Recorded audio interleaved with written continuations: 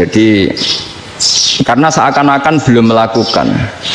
Indonesia itu dulu kedatangan Islam itu tidak pernah dipertentangkan antara Islam dan negara, sehingga diskusi itu sudah salah karena para wali itu tidak pernah mempertentangkan Islam dan keindonesiaan atau kebinekaan. Satu, bahwa para wali itu misinya dakwah, di mana-mana dakwah itu pasti ketemu yang berbeda, mulai beda agama, beda pilihan madhab, beda tradisi, beda kultur. Jadi itu tidak perlu dipertentangkan, tapi malah itu jadi lahan dakwah. Sehingga kita ini kalau diminta diskusi hubungan negara dan agama malah bingung, memangnya kenapa? Itu seperti dulu zaman P4, saya punya kawan di Jogja, teman saya nulis tafsir Profesor Zaini, itu pernah zaman Pak Harto disuruh sosialisasi P4 di Papua.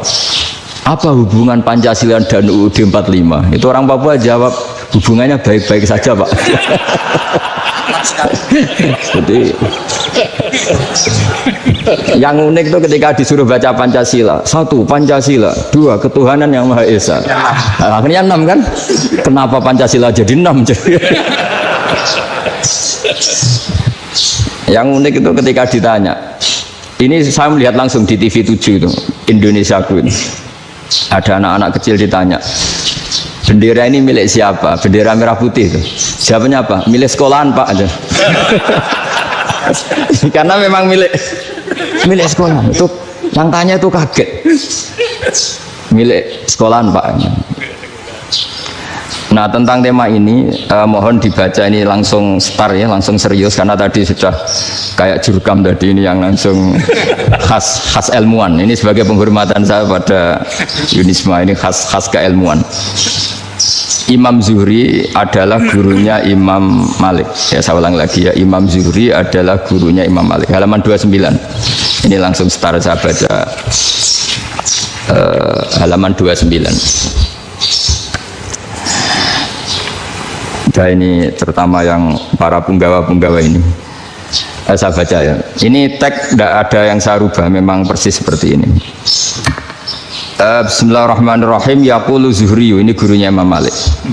Fama futiha fil islami fathun qablahu kana a'zama minhu. Innama kanal qitalu haitsul taqon nasu. Falam makanatil hudnatu wa wadu'atil harbu wa amanan nasu ba'duhum ba'du wal taqaw fatafawadu fil hadits wal munaza'ah. Falam yaklim ahadun bil islami ya'qilu syai'an illa dakhula fihi. Walaqad dakhalataini kasanaten mithlu mangkana fil islam qabla dzalika au aktsar.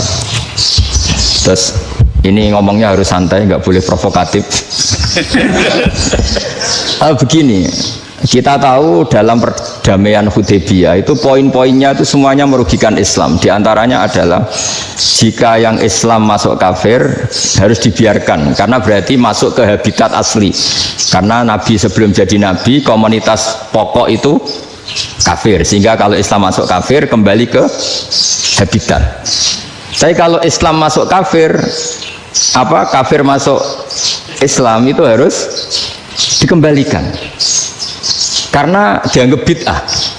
Maka kalau kamu dituduh bid'ah itu tenang saja dulu, Nabi itu ya dituduh ji'ta bidinin muhdas, kamu datang dengan agama yang baru. Cuma agak diteruskan wa kullu muhdatsatin bid'ah wa kullu bid'atin dalalah. Jadi orang-orang kafir dulu kalau ngomentari Nabi ji'ta bidinin muhdas, kamu datang dengan agama yang apa? Baru. Nabi nurut. Semua perjanjian yang merugikan Islam itu Nabi nurut. Tapi Nabi hanya minta satu hal, jangan ada perang 10 tahun. Dan orang boleh seminar, boleh diskusi tentang Islam. Ya, ini dengerin betul ini. Jadi saya tidak akan provokatif, ini pakai logika. Nanti bisa dipakai disertasi doktor. Tapi saya minta orang boleh diskusi, boleh seminar tentang Islam. Akhirnya saat itu juga ada orang yang masuk Islam di depan, tulisan itu belum kering istilahnya, datang ke situ, namanya Abu Jandal bin Suhail bin Amr. Itu datang ke Nabi, ya Rasulullah saya ini mau masuk Islam. Kata orang-orang kafir, ini pertama Muhammad, kamu komitmen enggak sama perjanjian? Kalau kamu komitmen harus kamu kembalikan. Nabi bilang ya Aba Jandal kamu kembali ke mereka, ke habitat mereka, yaitu menjadi kafir, di komunitas kafir maksudnya. Akhirnya nangis. Sayyidina Umar itu dekati Abu Jandal, kemudian memberi isyarat supaya ngambil pedangnya. Jadi syaratnya wong ini baca ora wis. Maksudnya orang-orang kafir. Tapi Abu Jandal nggak mau. Singkat cerita akhirnya kembali ke komunitas kafir. Tapi yang dikatakan Imam Zuhri cara analisis ini nggak bisa pakai provokatif, harus pakai analisis. Innama kanal qitalu haitsul taqon nasu. Yang namanya perang itu menjadikan orang tidak berpikir jernih. Ini poin yang diambil oleh Rasulullah. Kalau dibahasakan Nabi curi kesempatan, masuk Nabi dikatakan mencuri, meskipun itu hanya bahasa ya. Tidak mungkin lah kita bahasakan seperti itu. Saya ulang lagi ya. Kenapa ada perang berkesinambungan sampai tahun ke-8 Hijriah? Mulai tahun kedua ada perang Badar sampai tahun 8 Hijriah itu perang terus. Nabi sama orang kafir perang terus. Akibatnya apa Pak Profesor? Namanya perang itu ya nggak kau bermikir. Pokoknya agar ketemu Islam perang, Islam ketemu kafir perang, nggak kau bermikir. Padahal Islam itu bisa diterima oleh akal sehat, harus lewat diskusi, lewat pengamatan, lewat pemikiran, lewat pengendapan berpikir. Makanya Nabi tahu ini masalah besar. Kalau orang perang terus, itu gak kau bermikir Islam, tidak sempat diskusi tentang Islam. Makanya Nabi hanya minta satu poin. Oke, perjanjian ini satu rutin semua, tapi saya minta orang kafir semuanya boleh mendiskusikan Islam, boleh seminar tentang Islam. Mereka bilang iya, pada pikiran mereka kan diskusi paling piye. Ternyata betul, ada diskusi. Terus temanya gini, kira-kira bener di Muhammad Abu Jahal. Terus Tuhan Muhammad sama Tuhan Abu Jahal itu keren mana? Diskusi. Tuhan Muhammad itu khaliqus samawati wal ardi, yang menciptakan langit bumi. Sebagaimana kampanyenya Muhammad. Ya mereka masih jangkar bilang Muhammad. Kalau Tuhan kita, ya berhala itu yang kita bikin, yang kadang rusak, yang kadang kudanan, terus lemutan, pokoknya terus diskusi. Kita kok bener pengirannya Muhammad. Terus Muhammad Abu Jahal. Mulai dhisik Muhammad itu ratau bodoh nih. Mulai dulu Muhammad tuh gak pernah bohong. Abu Jahal, waduh, wis bodoh nih ngongkonan. Wis ribet kan? Dan semua diskusi itu mengarah ke kebenaran Islam. Akhirnya ngomong kafir sing tokoh-tokoh cara Jawa yo wah semane jebule masalah ini kan. Artinya gini, kalau kita ingin Indonesia damai, sebenarnya yang untung itu Islam. Karena Tuhan yang menciptakan langit dan bumi tentu gak akan diperbandingkan atau akan dikalahkan oleh Tuhan yang lahirnya saja sudah di bumi. Misalnya kita menjual Tuhan Allah, siapa itu yang menciptakan langit bumi, yang ada sebelum langit bumi, bandingkan dengan Tuhan yang lahirnya di bumi, ada tanggal lahirnya, ada aktenya, itu kan sudah ribet kan. Begitu juga kalau memperbandingkan tokoh, Muhammad itu siapa?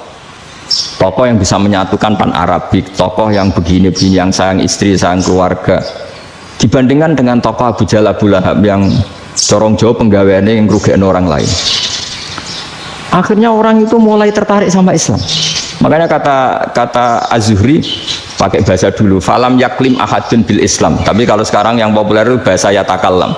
Sebenarnya yang benar itu bahasa kalimah yaklimu kalaman, karena masdarnya itu kalam, berarti sulasi nopo mujarrad. Tapi di fiilnya itu mujarradnya enggak kelaku. Jadi di fiilnya takallama yatakallamu, tapi untuk masdarnya yang kelaku kalaman. Jadi ini agak unik, agak lazim. Mestinya kan takallama yatakallamu takalluman, tapi di masdarnya kalam populer, tapi di fiilnya tidak populer.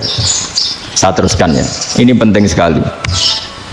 Jadi menjual Islam, kalau boleh dibahasakan menjual, itu tetap enak dalam kondisi damai.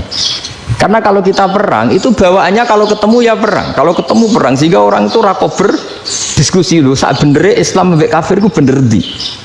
Karena tidak kau berdiskusi, tidak sempat diskusi, orang yang milih yang kafir, karena yang mayoritas yang kuat. Sementara Islam zaman itu lemah. Lah Nabi itu yang diminta hudnah, yang penting kita damai. Terus orang boleh mendiskusikan benar mana kita dan mereka.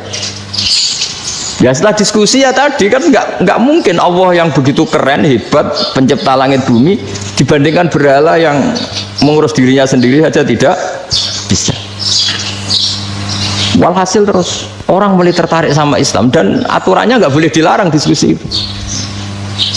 Nah makanya saya pernah ditanya beberapa profesor di Jogja, Gus, suatu saat kalau kampus paling keren di Jogja ini ada Islamic Studies, kemudian pengajarnya dari berbagai agama, ini riskan nggak bagi Islam?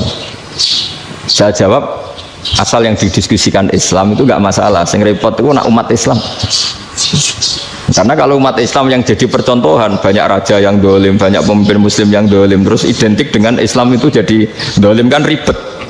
Ya kalau pas umat Islam, kalau Islam yang kumat kan jadi masalah kan. Nah, ini kan terus jadi beda umat Islam sama Islam yang lagi apa? Kumat. Singkat cerita terus Islam mendapat posisi yang luar biasa. Nah makanya di sini diistilahkan falam makanatil hudnah, ketika ada perdamaian wa amanan nasu ba'dum ba'do, orang merasa aman, itu fatafawadu fil hadis wal munazaah, mereka berdebat. Munazaah itu berdebat, keren mana konsep Muhammad dengan konsep Abu Jahal, keren mana konsep Tuhannya Muhammad dengan Tuhan kita, terus diskusi. Dan mereka akhirnya ikrar, wah yang benar ya Muhammad lah. Di mana-mana Tuhan tuh ya sebelum langit dan bumi, di mana-mana Tuhan yang punya reputasi menciptakan. Masa Tuhan reputasinya diciptakan, kayak berhala dan sebagainya. Ibadah juga gitu. Ibadah wong kafir itu kalau tawaf itu telanjang, ibadah Muhammad santun pakai pakaian. Terus akhirnya mereka mulai tertarik Islam. Sehingga saya lihat di beberapa tafsir, saya memang tidak akan ngomong yang tidak serius, ngergani Unisma ben sawangane pemikir serius. Di Quran itu sampai lihat di tafsir Tobari itu ada ayat bal naqdhifu bil haqqi 'alal batil fayadmaghuhu fa idza huwa zahid. Qadhafa itu kalau di kamus tak lihat itu takallama bila dalilin. Qadhafa itu ya pokoknya sekenanya. Artinya gini, kebenaran Islam atau kebenaran hak itu kamu taruh sekenanya saja itu tetap menang. Apalagi kamu taruh secara teratur, kamu taruh sekenanya saja itu tetap menang. Sehingga di sini banyak sahabat yang hidup di Cina. Sekarang juga banyak orang alim yang milih hidup di Amerika, banyak orang alim yang milih hidup di Inggris. Dan mereka pede, percaya diri, karena kebenaran itu kamu letakkan di mana saja, itu tetap akan menang, akan menemukan momentum kemenangannya. Misalnya gini, contoh paling gampang. Dulu para peneliti, saya ulang lagi, dulu para peneliti itu ya datang kemana-mana, termasuk Ibnu Battuta, termasuk Ibnu Khaldun, ya semua peneliti itu suka neliti. Setelah diteliti, Quran itu satu-satunya kitab suci yang membicarakan sains, misalnya tentang falak, tentang astronomi, tentang asal-usul kejadian manusia, kejadian makhluk. Juga bicara tentang geografi, geologis, semuanya. Sementara kitab lain hanya cerita tentang mawaid wal hikam wal ibar. Jadi diteliti kayak apa, pada akhirnya hak ini yang menang. Bal naqdhifu bil haqqi 'alal batil fayadmaghu fa idza huwa zahid. Saya berkali-kali cerita, ada ulama yang ahli matematika. Ketika ditanya kenapa kamu suka ngajar matematika, sampai muridnya itu ragu, ini guruku mlebu swarga ta ora, penggaweane mulang matematika. Tapi para muridnya bermimpi bahwa Imam Amudi itu disuruh ngajar para malaikat. Dan itu pede betul ya. Kata Allah, ini ulama saya yang iman kepada saya setingkat iman kamu. Dari malaikat itu tidak mungkin Gusti, kita menyaksikan langsung engkau, sementara ini di bumi nggak nyaksikan jenengan. Kenapa bisa sepede dan seyakin itu? Akhirnya Imam Amudi disuruh ngajarin matematika. Jadi Anda kalau profesor itu nanti harus sempat ngajari malaikat, itu baru benar-benar profesor. Jadi nanti di akhirat ngajari siapa? Malaikat. Jadi ada seminar yang melibatkan banyak malaikat, narasumbernya itu seorang profesor. Itu ketika kenapa engkau begitu yakin kalau Allah itu Tuhan dan Allah itu Al-Wahidus Shomad. Terus Imam Amudi mulai nulis angka gak beraturan, 2, 3, 4, 5 sampai 1 miliar, 1 triliun, semuanya gak beraturan. Kata beliau, nisbatus naini wasalasa ila ma la nihayatalaha iku nisbatul far'i ilal asli. Mbok angka sebanyak apapun, 2 dibanding 1 ya far'ul wahid, 3 dibanding 1 ya far'ul wahid, semua angka yang gak terhingga pun dibanding 1 semuanya far'ul wahid. Semua angka sebanyak apapun itu cabang dari angka 1. Fakullu hadil awalim far'un minal wahidis somad, yaitu Allah Subhanahu wa ta'ala. Wakil malaikat tepuk tangan, iya juga. Jadi begitu juga ada ulama itu ahli gambar. Saya dulu ngaji sama Mbah Mun Al-Husunul Hamidiyah, itu kitabnya itu banyak gambarnya. Dan gale gambar yang ngawur betul, mangga ahli gambar. Saya Apple, atas sempurna lele. Semua gambar bangunan, gambar sapi, pokoknya gambar. Ternyata dia menemukan Tuhan itu dari gambar. Gambar serapi ini atau seruwet ini sama. Gambar rapi sama ruwet itu sama kalau dalam pandangan tauhid. Dimulai minan nuqtah al-wahidah. Kowe cek gambar sing rapi, sing indah, cek gambarmu elek, dimulai dari satu titik. Dan titik ini nuqtatil wujud, yaitu Allah Subhanahu wa ta'ala. Jadi nanti orang ahli tauhid gak penting gambarnya api, menang lomba atau ora penting. Butuhnya hadis surah ini gambar baik yang rapi maupun ndak adalah min nuqtah dari satu titik.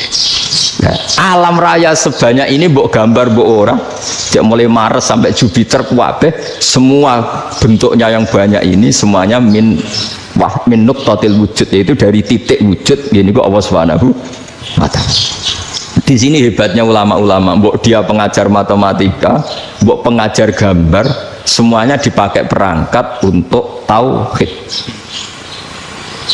Nah, itu kan juga bagian dari Islam damai, Islam yang sangat tidak perlu perang untuk orang dipaksa Islam, nggak perlu provokatif kayak tadi pidatonya rektor jenengan tadi. Jadi ciri utama ilmuwan tuh kalau ngomong datar tapi logikanya nggak terbantahkan, itu ciri khas ilmuwan. Kalau ciri khas politikus kalau ngomong itu keras, provokatif lah kira-kira gitu. Tapi isinya biasa. Nah, saya berharap nanti semua profesor doktor itu datar tapi isinya kualitasnya bagus ini. Mentes. Jadi makanya terus kata ulama, kenapa diistilahkan balnat zifu bil haqqi? Kenapa pakai qadzafa sementara qadzafa maknanya takallama bila dalil? Maksudnya bila dalil di sini itu min ghairi ikhtiyajin ila dalilin. Kebenaran itu memang nggak butuh dalil. Apa kita perlu dalilnya apa? Buktinya apa? Kalau 3 itu cabang dari 1. Wong gendeng yang takut gitu pas orang gendeng. Wong 3 cabang dari 1 kok ditanyakan buktinya apa? Itu min awalil bidah. Pertama orang pasti tahu kalau 3 itu far'ul wahid. 1 juta juga far'ul wahid. 1 miliar juga far'ul. Gambar yang sebanyak apapun ya dimulai dari satu titik, cek gambar bener maupun yang tidak. Akhirnya apa? Ulama dulu itu sebegitu rileks nerangkan tauhid. Lalu kenapa asma ini yang ya ini kan khas NU ya, khas pesantren. Sebenarnya saya keberatan pakai istilah khas NU, pakai khas pesantren karena NU itu anaknya pesantren, jangan dibalik pesantren anaknya NU, karena sebelum ada NU itu ada pesantren. Tapi kayaknya Unisma lebih suka pakai bahasa NU dan saya ya agak-agak orderan yang terpaksa disuruh ngomong. Ini agak apa ya, agak kacau sebetulnya ini, agak kacau. Jadi NU itu sama pesantren itu tua pesantren. Jadi NU dilahirkan pesantren, bukan dibalik pesantren dilahirkan NU. Sehingga barokahnya didirikan pesantren ini, kadang nyuwun sewu sekali Mbah Hasyim itu kadang ide besar beliau itu ora dituruti wong NU. Jadi Mbah Hasyim cara kula kok dadi Mbah Hasyim ya mangkel. Mbah Hasyim itu ngarang meno kentong. Nggih ngaramno beduk, tapi NU nganggo kentong. Beduk. Dan uniknya Mbah Hasyim enggak tersinggung. Karena ciri khas pesantren itu membolehkan perbedaan apa? Pendapat. Itu masyhur khilafnya Mbah Hasyim sama Bapak Kemas Kumambang itu sampai dikitabkan. Saling ngeritik, saling macam-macam lah. Jadi cara berpikir Mbah Hasyim ketika Nabi rembukan, ini gimana ya cara menentukan waktu sholat ya? Ya pakai kentong ya Rasulullah, zakalin nasoro itu untuk orang Nasrani. Ya pakai buk itu trompet, zakalil Yahud itu untuk orang Yahudi. Terus, ada yang lagi pakai api ya Rasulullah, zakalil Majusi itu orang Majusi. Setelah itu ada orang datang lari-lari cerita mimpi azan tadi. Ya itu terus dipakai sarana pemanggilan sholat ya azan itu. Sehingga Mbah Hasyim menolak kentong. Karena mantas sababi qaumin bahwa beliau keras sekali sampai bilang haram. Beliau judulnya ya haram, al jasus antakrimin nakus. Setelah naskah itu sampai ke Mbah Fakih Mas Kumambang di Gresik situ, di daerah Dukun situ. Dulu nggak ada WA ya, jadi sampainya ya lama. Makanya saya sampai sekarang nggak punya WA karena ya saya ulama kan, kalau WA-an terus ya jadi ulama. Nggak jadi ulama main WA-an terus itu. Nah itu termasuk rektor nggak kau bermikir itu mesti kebanyakan WA. Karena kan otaknya didikte oleh sesuatu yang masuk. Sesuatu yang dilihat itu kan pasti mendikte kita. Beda kalau yang nggak WA-an kan mikir apa kita yang menentukan. Kalau WA-an kan kita ditentukan. Mau mikir anaknya butuh apa, gara-gara WA informasi Jakarta mikir Jakarta. Padahal secara kewajiban ngapain kamu orang Malang mikir Jakarta? Gara-gara WA mikir Jakarta belum selesai ada berita di Sulawesi, mikir Sulawesi. Habis itu mikir NTT. Makanya semua orang sekarang merasa tokoh nasional gara-gara informasi yang masuk itu nasional. Jadi Mas Yo RT yang mikir gimana Gus Indonesia. Padahal RT sampai lupa kalau dia itu RT. Jadi semua orang sekarang merasa tokoh nasional. Nah, itu gara-gara apa coba? Akhirnya semua orang juga punya ide tentang nasional. Harusnya negara itu gini-gini. Jebule wonge sing duwe ikon itu apa? RT. Ribet kan? Saya teruskan. Setelah naskah itu sampai ke Kiai Fakih Mas Kumambang. Beliau itu marah besar. Ini harus dilawan, dan saya bukan karena benci Mbah Hasyim. Beliau teman saya ketika ngaji Kiai Mahfud di Mekah. Jadi Mbah Fakih dan Kiai Hasyim itu teman ketika ngaji di Mekah. Cara ngelawan tuh lucu. Lucu. Gak ilmiah, tapi gak ilmiah wong alim tetap ilmiah. Di mana-mana serupa itu tidak sama. Ya kalau mungkin zaman Nabi di Medina itu, zaman itu kentong itu identik dengan milik Nasrani. Di Indonesia beda. Pos kampling ya kentong, kebakaran ya kentong, wae sarapan orang di LP ya pakai kentong.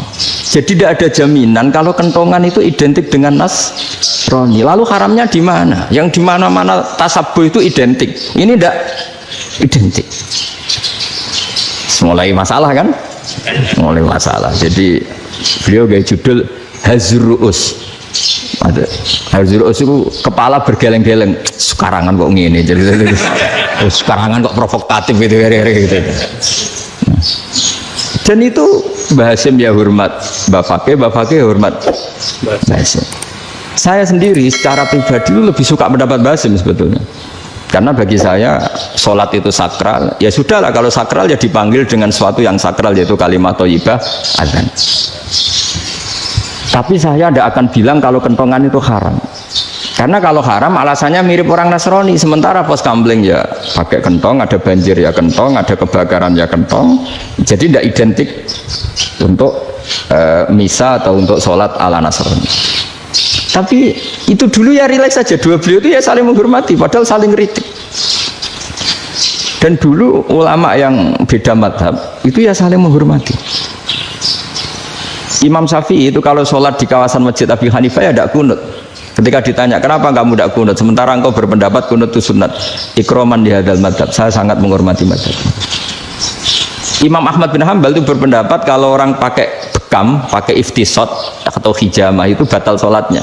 Sementara Imam Syafi'i mengatakan tidak batal apa sholatnya, atau wudunya tidak batal. Tapi Imam Ahmad itu ditanya, apa kamu makmum Syafi'i?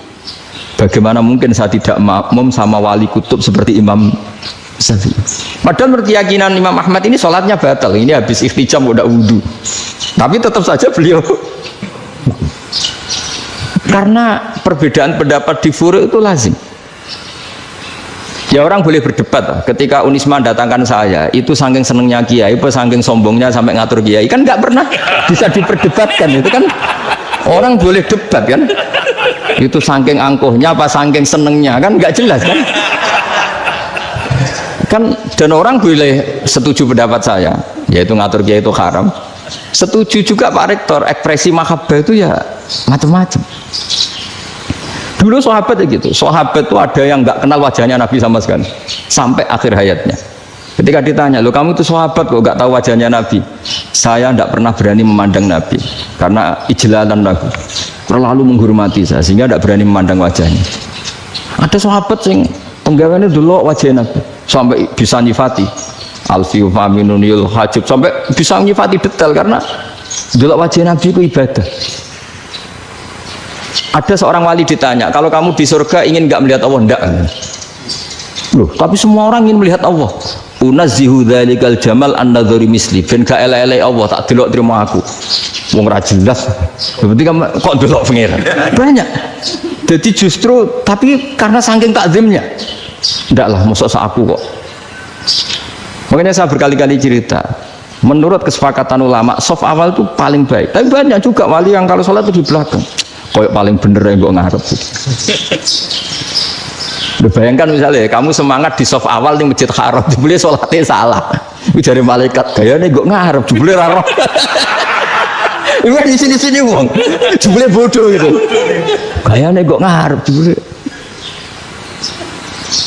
Coba orang kalau sowan Mbah Mun, yang berani di depan itu kan ya ketuanya atau jubirnya kan, yang merasa tidak pati pinter-pinter kan mesti di pojokan.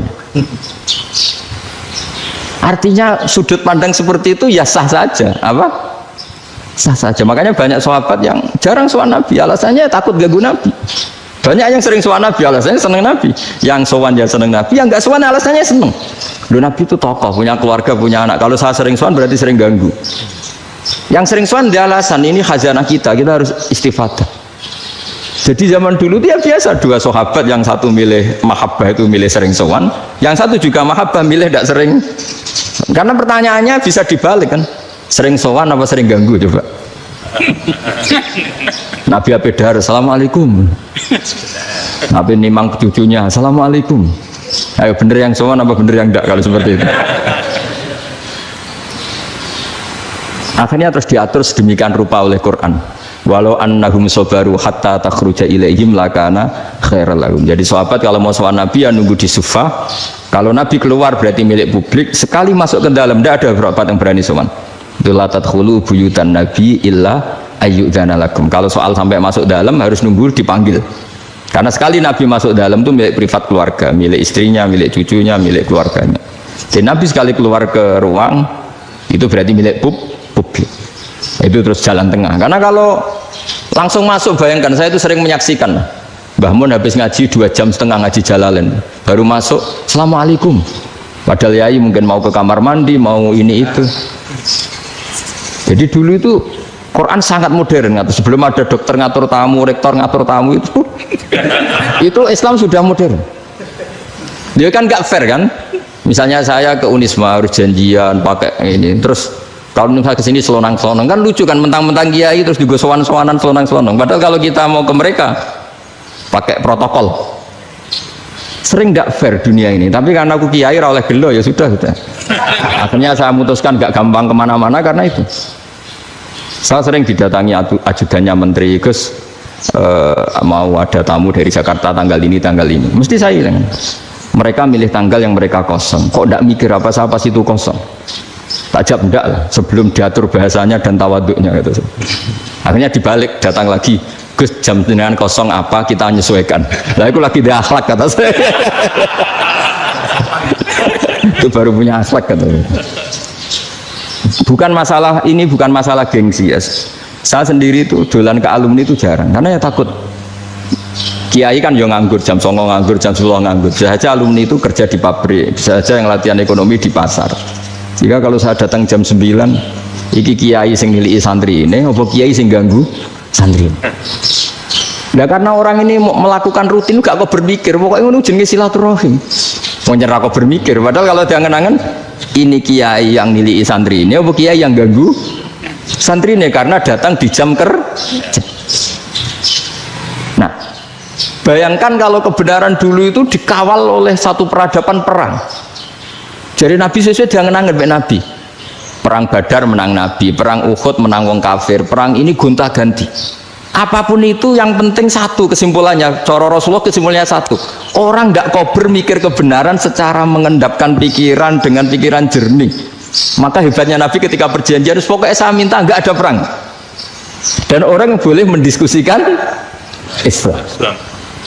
Itu luar biasa idenya Nabi. Karena bawaan perang itu wong kan nggak kau bermikir. Ibarat seorang misalnya seneng satu perempuan, ketemu rivalnya langsung perang kan gak mikir. Tapi kalau kau bermikir, jangan ngenangen cawe wedok iku ora seneng aku. Untungnya apa untuk wong ayu ora seneng, malah mau loro hati. Terus sudahlah, buruan dialihkan kemana kan gitu. Itu nak mau amen WA nan tukaran lewat SMS atau tarung langsung ora kau bermikir. Tapi kalau kau bermikir, akhirnya berpikir nih. Perempuan tadi sebenarnya yang disenangi siapa? Oke, ternyata senang Pak Erick. Sudah kita ngalah. Karena tidak ada nikmatnya kan menikahi perempuan yang sama sekali tidak mencintai kita. Tapi kalau nak kau berpikir pokoknya diprovokasi, wah kue kalah B A, kue kalah B B, pikirannya kan, ojo sampai kalah. Bareng wis menang ternyata ada mas. Lah. Nah bayangkan Islam itu seperti itu dulu dipertarungkan.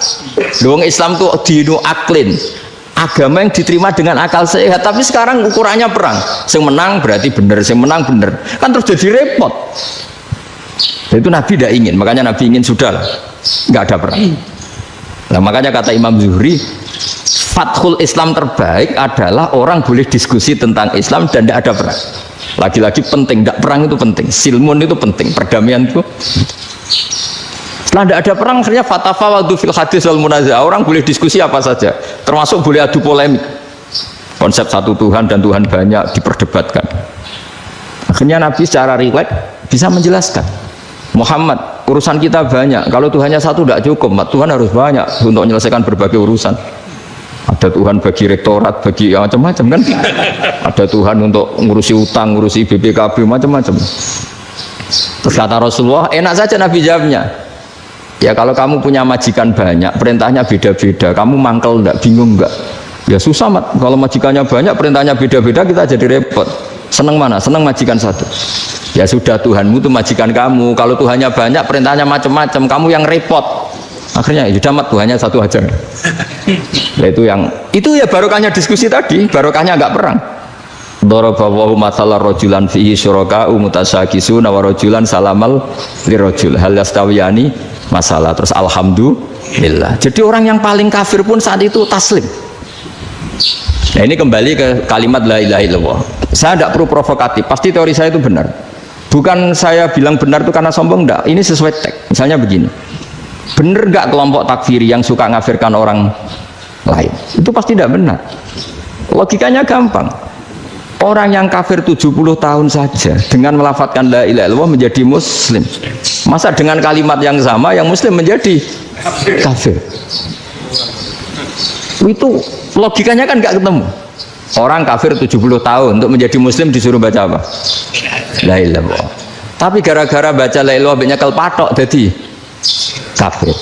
Pertanyaannya, loh ini kalimat apa? Kalimat untuk mengkafirkan apa kalimat untuk mengislamkan? Karena yang kafir dengan kalimat itu menjadi Islam, ternyata yang Islam dengan kalimat itu menjadi kafir. Itu ketemu enggak? Cara logika itu kan enggak ketemu kan? Makanya cara pikirannya Abul Hasan Asyadzili, dan saya setuju pikiran itu. Istighfar ini boleh orang Jawa Timur protes karena kadang beda manhaj, tapi jangan protes saya, protes Abul Hasan Asyadzili kualat mesti sampean. Ketua Torekoh napa? Sadziliyah. Cara madzhab Sadzili, dan Anda boleh berbeda madzhab, mencari khasnya wong kampus wani beda. Beda kapasitas lah, pokoknya butuhnya beda. Dan ketok pinter, ketok kritis tuh. Cara madzhab Abul Hasan Asyadzili itu gini Pak Rektor. Jadi istighfar itu baik, tapi ba'da kamali tauhid, setelah tauhidnya itu benar. Alasan beliau masuk akal. Ketika ada ayat fa'alam annahu la ilaha illallah wastaghfir li dzambik. Bihadil kalimah. Jadi orang boleh istighfar setelah tauhidnya benar. Alasannya Abul Hasan Asyadzili begini.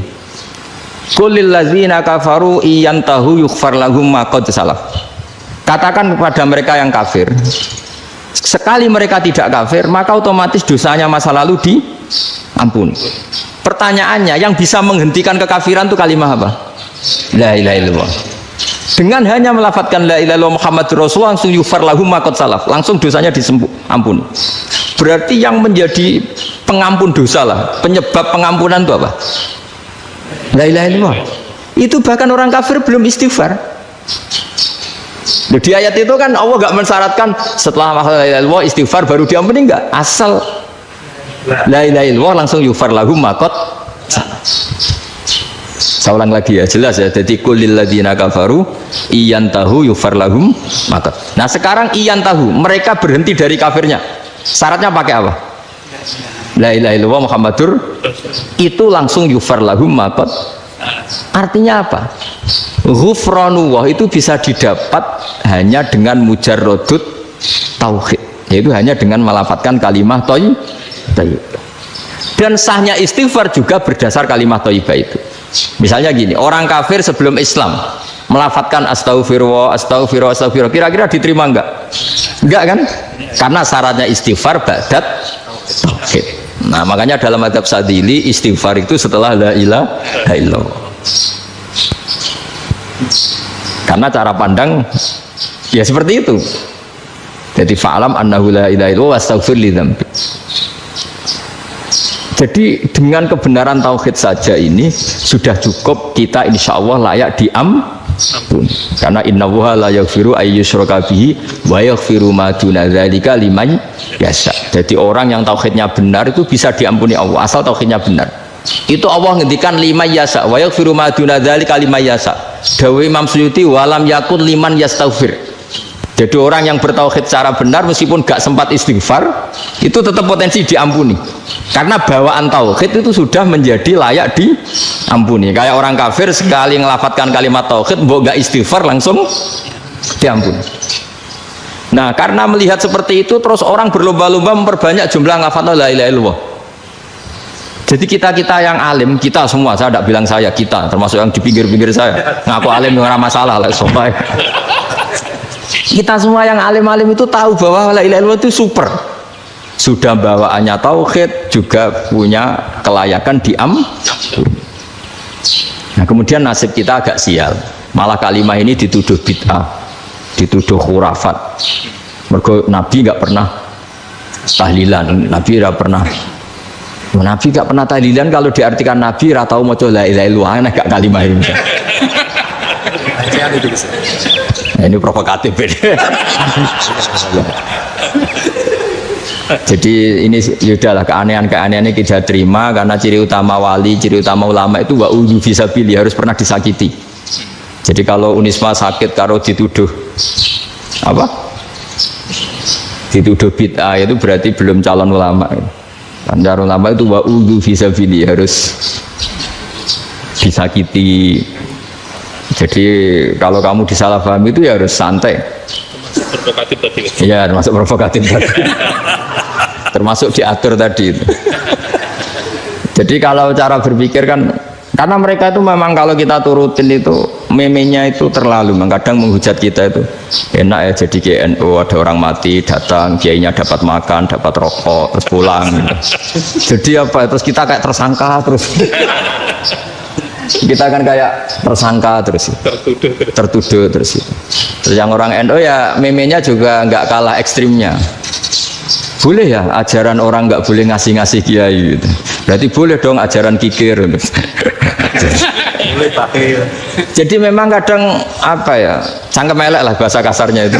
Itu memang kadang lebih mengenakan kalau kita datang ke acara mayat kan dapat makan, dapat minum. Kalau yang sohibul bed rokok ya dapat rokok. Kalau kiainya dapat wajib, kadang 20.000, kadang 50.000. Terus memenya itu kok setega itu ya, ada orang meninggal kok malah kita makan-makan. Seakan-akan kan kultur ini biadab kan gitu.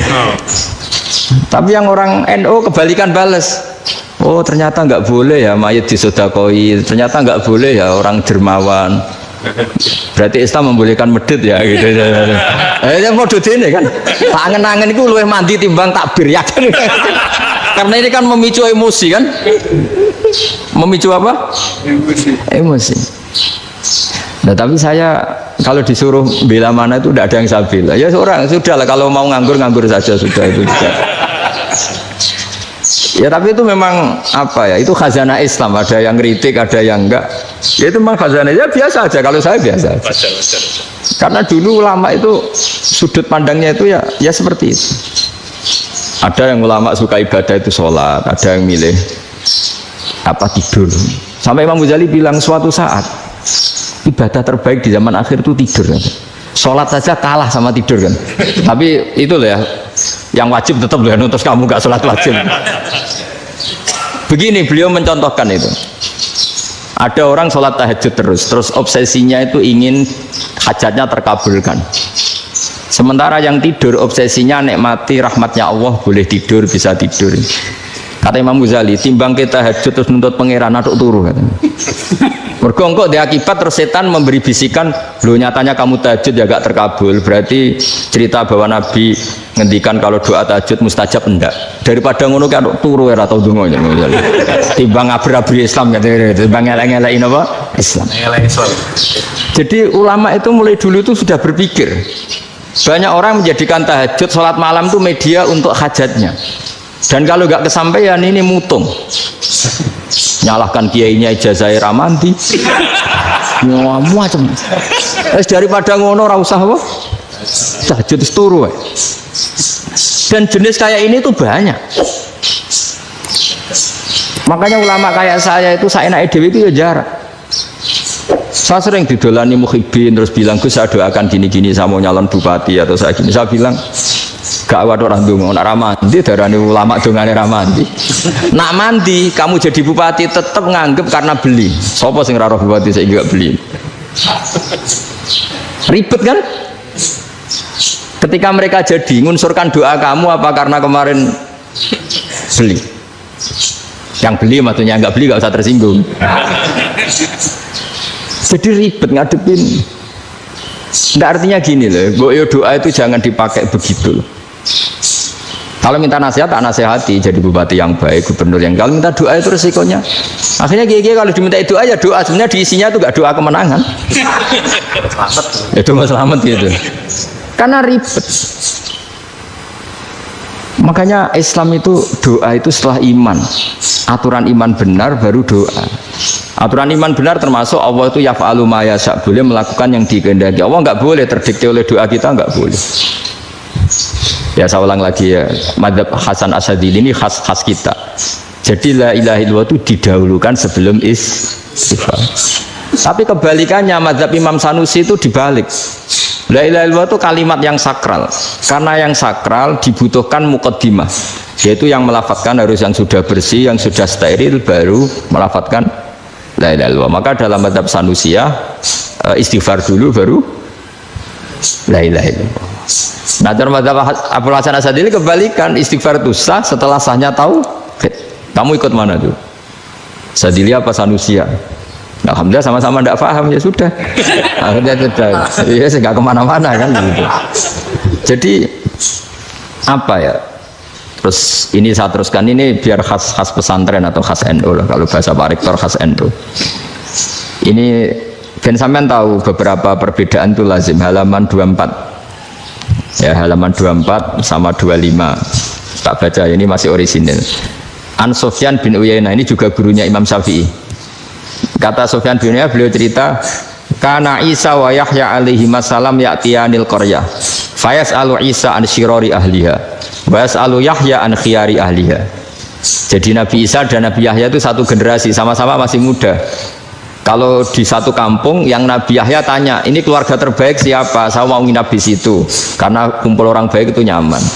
Kalau Nabi Isa kebalikan, keluarga terburuk mana ya, saya tak di situ. Nah terus akhirnya faqala lahu Yahya lima tanzilu ala syirarin nas, kenapa kalau kamu bermalam kok malah kumpul orang-orang yang nakal? Innama ana tabibun udawil mardo, saya ini nabi barat dokter, di mana-mana dokter yang ngumpuli yang sakit, ngobati yang sakit. Makanya di NU itu ya banyak Kiai Jazab mengumpuli yang nakal-nakal. Nak tepak yang ngentas yang nakal, nak ra tepak ya katut. Ini adu nyali lah sudah gitu. Tapi itu ada ilmunya, yaitu niru Nabi siapa? Isa. Kalau kamu dokter penelitian tuh cari daerah yang banyak pandemi apa yang bersih? Yang banyak pandemi, karena yang namanya penelitian ya di situ kan. Kalau kamu dakwah ngentas kemiskinan, ke daerah miskin apa daerah kaya? Nah sama, kalau ngentas kefasikan, ke daerah fasik apa daerah orang soleh? Fasik. Ya, tapi itu Nabi Isa. Nah kalau kamu tidak Nabi kan potensinya kan ngadut. Tapi setidaknya bahwa kita sering disalahkan karena punya beberapa tokoh yang ngancani fasik-fasik, itu sebenarnya ada dalilnya, yaitu Nabi siapa? Isa. Nah terus masalah tegas dan lunak. Ketika ada mahasiswa misalnya pacaran, boncengan lanang dan perempuan, Itu pilihan kita apa? Kalau tegas, terus gak mau mendengar kita. Misalnya gini contoh gampang, tak beri contoh Pak D. Jangan orang tua, nanti secara fikih itu beda. Nah ini kan kita orang pesantren, biasa ngaji fikih detail. Kamu Pak D seorang perempuan, mahasiswi misalnya, sering pacaran. Setiap ke situ sama pacarnya kamu diam saja. Padahal kamu dosen keislaman. Mesti pamanaan kamu nyimpulkan ternyata pacaran itu tidak apa-apa. Buktinya Pak D itu tidak negur, menengah. Ini berarti as-sukut alal mungkar.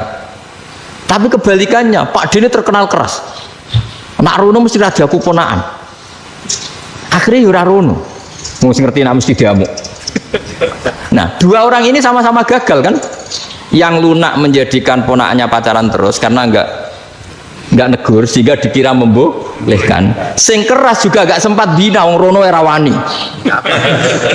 Akhirnya dua orang ini sama-sama enggak ketemu, sama-sama enggak berkesempatan membina kan? Gagal membina kan? Karena yang keras ponaannya enggak pernah situ, berarti enggak bisa bina kan? Yang lunak membiarkan berarti juga ada bina. Nah, Islam itu antara dua itu.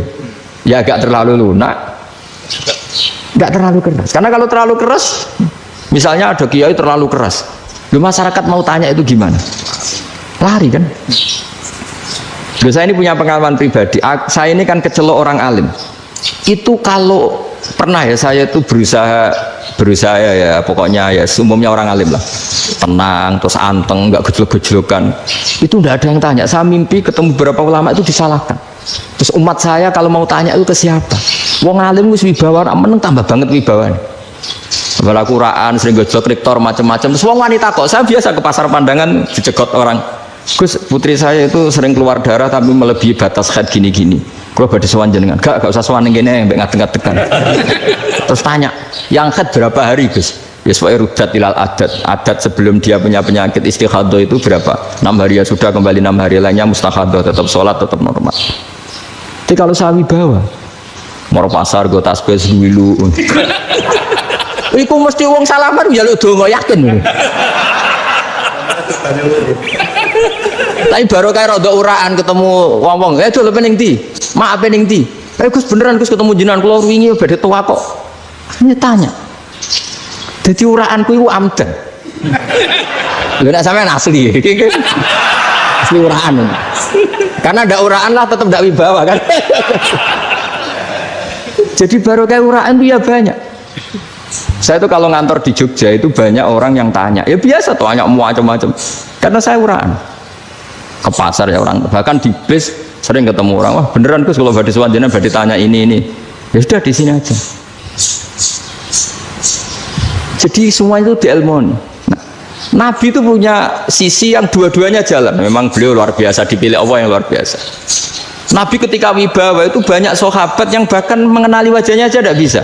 Ka'anna ala ru'usihim at-tayr. Bayangannya seakan-akan di kepalanya itu ada burung yang takut saking antengnya. Tapi Nabi sekali mengeluarkan job, sekali santai, itu sahabat tanya itu sampai yang nggak pantas ditanyakan. Nabi saya tadi kumpul istri saya, tapi tidak enzal itu wajib mandi ndak. Aro'aita law anna ahadana ya'ti imra'atahu wa lam yunzil. Itu ya ditanyakan. Nabi pun kumpul betul sakit enzal sepundi. Guys betul lagi. Terus ya ada yang tanya macam-macam. Ini saking ada sahabat dipanggil Nabi tambah lari, dipanggil lagi tambah lari. Panjenengan nyeluk, oh pas kalau kumpul bojo kula. Lah kula khawatir jenengan orang suci, saya belum mandi, makanya saya lari. Nabi ngendikan innamal mukmin thahir, ya nak masalah ketemu kiai ra apa-apa ijek junub. Penting kok nak salat ya dhisik. Tapi Nabi sekali pakai mazahirul jalal, tapi pakai wibawanya, itu orang nggak berani ngomong. Tapi sekali Nabi rileks, itu orang bisa tanya apa saja, termasuk halal yang nggak pantas. Lalu ada sahabat itu tanya lucu, tanya Maimunah. Maimunah itu ya cantik tapi sudah agak tua lah. Maimunah, ya umal mukminin, hukumnya ngambung bojo pas Ramadan ubi. Wah gak roh aku, gak tahu diambung kan Nabi pas Ramadan. Tanya Saudah, wah malah orang-orang diambung. Kalau Saudah itu kan wis tuwa itu. Lucunya istrinya jawab, tanya Aisyah yang mungkin Nabi, iya yang mungkin tanya Aisyah. Itu yang usulnya istrinya Nabi Maimunah. Selalu Aisyah, tanya Mbak Aisyah. Ya Amirul ya umal mukminin gini-gini. Aisyah yang cantik masih perawan kan. Qabbalani Rasulullah bahwa oh Nabi biasa ngambung-ngambung pas Ramadan dan beliau tetap puasa. Akhirnya fakih ngarang kan wa takbil fi Ramadan wa tublah la tubtilu shauma ngambung ora. Iku ya udah biasa dhisik. Ya nasu bojone ayu. Nah ini artinya seasik itu gitu. Jadi garwane Nabi sing ngrasa rodok tuwa. Wah, aku ora tau ya. Kok Raisa. Serilek itu dulu itu. Maksudnya orang Islam pertentangan itu. Makanya dia balik semua ini bedanya orang pesantren sama orang kampus. Kalau orang kampus mau cerita agama itu rahmatan lil alamin, tapi nyontokno rileke ora iso. Agama itu rilek, tapi nyontokno rileke ora iso. Mergo ora pati ngaji. Contohnya ora iso, dadi mau gawe kaidah Islam itu rahmatan. Jadi Nabi itu lah, Allah juga gitu. Allah itu kalau sudah memperlihatkan madzahirul jalal itu mbok malaikat Jibril rawan ketika Allah dengan madzahirul jalal. Tapi kalau Allah dengan madzahirul jamal, madzahirul apa? Jamal. Ibu yo gojo-gojo kan ambek makhluk gojo-gojo. Yo buli-bulian cara sakniki. Ya sampean delok ning hadis syafaat itu, akhiru man dakhalal jannah atau akhiru man kharaja minan nar itu di beberapa judul. Ada seorang rojul yang ahli neraka ya, dintas baik pangeran, terus ditudono swarga. Gusti, swarga, sengiler tok wong wayu, roh wis wong ngiler tok. Ngerjaluk Gusti mosok roh tok ora oleh mlebu.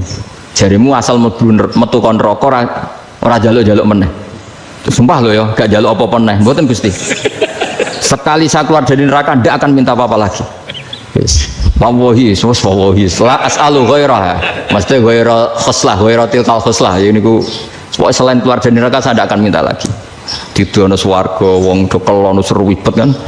Sing bojone elek kan dendam dadi ning swarga. Swarga wis macam-macam. Gusti mosok roh tok ora oleh mlebu. Jarine ra janji ra njaluk meneh.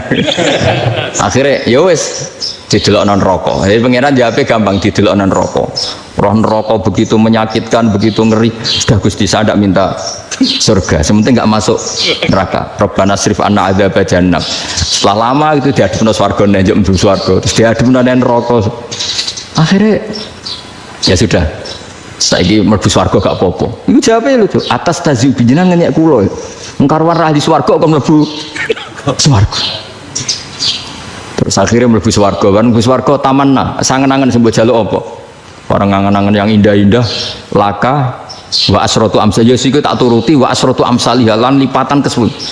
Jawab wong lanang ya lucu, atas tazi ubi wa anta rabbul alamin. Jenengan pangeran kok ngenyekan. Maksudnya wis karuan aku ora pantes. Terus jare pangeran la astazi ubika walakinni ala ma asya'u qadir. Aku gak ngenyek kowe, pancen aku pangeran. Nuruti kowe iku iso. Jadi Allah sendiri ketika dengan madzahirul jamal itu malaikat ya ono sing wani bantah. Masyhur itu kan malaikat sing bantah pangeran atas alufia mayufsidu fiha wa yasfikut karena Allah dengan madzahirul jamal. Sing paling masyhur Nabi Musa. Nabi Musa itu ketika Nabi Mi'raj. Nabi Mi'raj itu beliau kira-kira di langit keempat lah yang masyhur atau kelima. Melangkahi. Nabi Musa menangis, ya Rabbi ini apa-apaan? Orang sing ja'a ba'di kemudian melangkahi makom saya ini apa-apaan?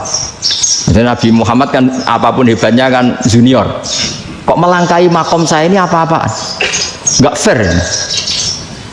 Sampai Nabi Muhammad itu tanya gini sama Jibril. Reaksi Allah gimana ketika melihat Musa seperti itu? Jawab malaikat Jibril lucu. Ya rohidatahu. Allah sapal gayane Musa. Biar. Ya dibiarin aja sama Allah. Tapi yang jenenge Nabi Musa itu kekasihnya Allah, tetap berkah bagi kita. Betul. Ketika setelah Mi'raj diwajibkan sholat 50, gentenan Nabi Musa kelihatan nabinya. Sebenarnya Nabi Musa itu sebetulnya loh, gak nguntungkan kita sebetulnya. Tapi yang nguntungkan, sebenarnya tidak niat nguntungkan kita, tapi nguntungkan. Nabi Ibrahim kan di langit ke-6, keren lah. Konti dong ketemu Allah ngeten-ngeten kan sholat seket. Karena Nabi Ibrahim terkenal Nabi baik ada bantah. Bareng Nabi Musa. Kenapa diceluk pangeran? Kalau kan sholat ping seket. Inna ummataka la tutiku dalik. Wah, gak kuat umatmu. Serai-rai gak umatmu ora ngarah kuat seket roda. Tapi sebenarnya Nabi Musa itu niatnya bukan membela kita. Fa inna ummati la umatku sing gagah-gagah ra iso meneh umatmu. Berarti sebenarnya beda. Sebetulnya ya itu masih pakai gengsinya gitu. Wes ngono-ngono lah sementing kita untung. Sebetulnya dia itu nggak terima. Wong umat saya aja yang lebih kuat, nggak kuat apalagi umatnya. Dan terus sebutin ini, irji ila rabbika fas'alhu takhfif. Itu berarti Allah dengan madzahirul jamal. Sudahlah, datang ke Allah minta keringanan. Allah itu baik. Minta, ambek Allah itu ringanan mau 5 tok, jadi cek 45. Balik ke Nabi Musa, piro 45, cek ra kuat umat. Wong umat kowe ra kuat, jadi sebenarnya dia bilang umat kowe ra kuat. Lho cara Nabi Muhammad model wong Malang, yo beda umatku mbek umatmu. Ribet kan? Beda. Lho Nabi Muhammad kan tidak seperti itu kan? Tidak punya akhlak Malang kan, akhlak. Maksudnya akhlaknya mujur itu, akhlak yang baik gitu. Ya akhlak yang mujur, bukan yang Malang gitu. Jadi Nabi ya manut. Tinggal 40 kan, dikurangi lagi 35 sampai 9 kali kan, masyhur itu. Ya kan kalau dikurangi 55 kan berarti turun naik kan 9 kali. Itu setelah 5 itu Nabi Musa cek usul masih ragu. Itu cara Nabi munggah nentek.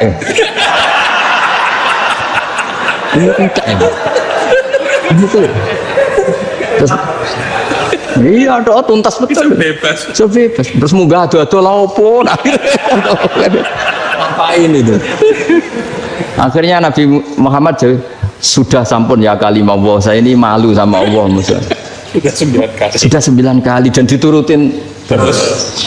Jadi Allah kalau dengan madzahirul jamal itu Nabi Musa biasa nego sama Allah. Tapi ketika Allah dengan madzahirul jalal itu Nabi Musa enggak berani. Yaitu di hadis syafa'ah. Hadis syafa'ah ketika manusia datang ke Nabi Adam, ya tuna Adam. Ya Adam anta abul basar ngene isfa'li ana inda rabbik. Kamu saya minta mensafaati kita. Nabi Musa, Nabi Adam ya inna rabbi qad ghadibal yawma ghadaban lam yaghdab qablahu mislah wa la yaghdab ba'dahu mislah. Ini Allah sedang murka besar dan tidak akan murka seperti ini lagi. Sudah saya tidak berani, nafsi. Nabi Ibrahim enggak, termasuk Nabi Musa ketika di itu ya enggak berani karena Allah dengan madzahirul jalal itu Nabi Musa enggak berani. Sudah saya sendiri itu pernah salah, yaitu saya membunuh seseorang yang enggak disuruh oleh Allah membunuh itu, yang pas jotosi orang Kipti. Akhirnya datang ke Nabi Muhammad, pas ke Nabi Muhammad Allah dengan madzahirul jamal, dengan madzahirul jamal sampai Kanjeng Nabi ngendikan analah saya akan memintakan syafaat kalian. Terus fa ahmadu rabbi bima hamida allamaniha rabbi. Saya muji Allah dengan pujian-pujian yang orang lain tidak tahu, hanya saya yang diajari, kata Rasulullah. Nah di sini menurut banyak ulama termasuk kitab yang saya baca, kenapa Muhammad sebagian namanya Ahmadu? Itu dari af'al tafdil Eva Muhammadun Ahmadu min ghairihi. Muhammad Rasulullah itu kalau muji Allah di atas cara mujinya Nabi yang lain. Jadi Ahmadu bukan dari fi'il mudhari' lil mutakallim tapi dari af'al apa? Tafdil. Fa Muhammadun Ahmadu min ghairihi. Bahwa Kanjeng Nabi Muhammad sallallahu alaihi wasallam itu